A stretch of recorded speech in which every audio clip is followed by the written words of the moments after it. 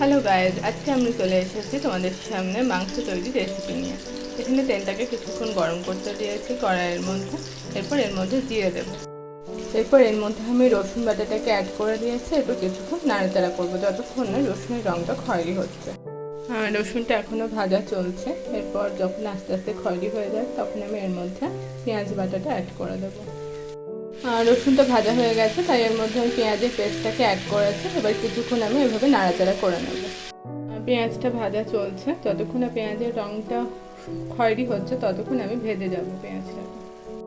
আমি এবার পেঁয়াজের সাথে টমেটোর পেস্টটাকেও অ্যাড করে নিয়েছি। এবার কিছুক্ষণ এভাবে নাড়াচাড়া করব। আদা রসুন বাটা এবং অ্যাড করে দিয়েছি আদা বাটাটা। এরপর এখানে কাশ্মীরি লঙ্কার গুঁড়ো দিয়ে কিছুক্ষণ নাড়াচাড়া নেব। লবণ আর লঙ্কা গুঁড়ো এখানে দিয়েছি। এবার কিছুক্ষণ এই মশলাটার সাথে নাড়াচাড়া করে নেব। এভাবে ভালো করে কষিয়ে নিতে হবে, যতক্ষণ না মশলাটা থেকে তেল ছাড়ছে ততক্ষণ এভাবে কষিয়ে যেতে হবে। মশলাটার সাথে জিরে ধনে বাটাটা অ্যাড করেছি। এবার কিছুক্ষণ এভাবে নাড়াচাড়া করতে থাকবো যতক্ষণ না মশলাটার থেকে তেল ছাড়তে থাকবে। গায়ে লেগে যাচ্ছিলো বলে আমি একটু জল অ্যাড করেছি। এবার কিছুক্ষণ এভাবে নাড়তে থাকবো। মশলার সাথে আবার দইটাকে অ্যাড করে দিলাম। এবার কিছুক্ষণ আমি নাড়াচাড়া করবো।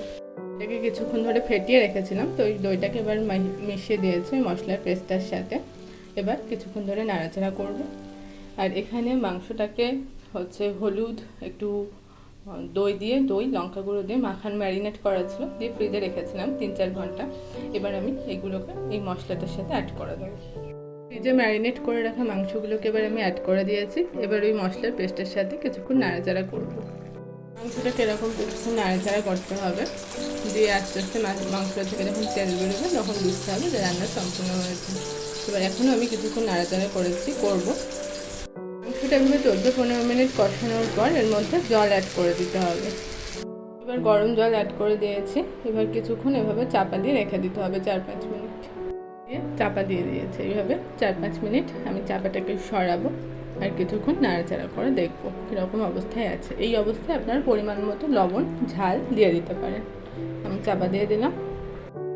এবার এর ওপর একটু ঘি আর গরম মশলা দিয়ে দিয়েছি। এবার কিছুক্ষণ বাদে আমি উনুনের আঁচ বন্ধ করে দিয়ে গরম গরম ভাতে আপনারা এটা ট্রাই করতে পারেন। Thanks for watching.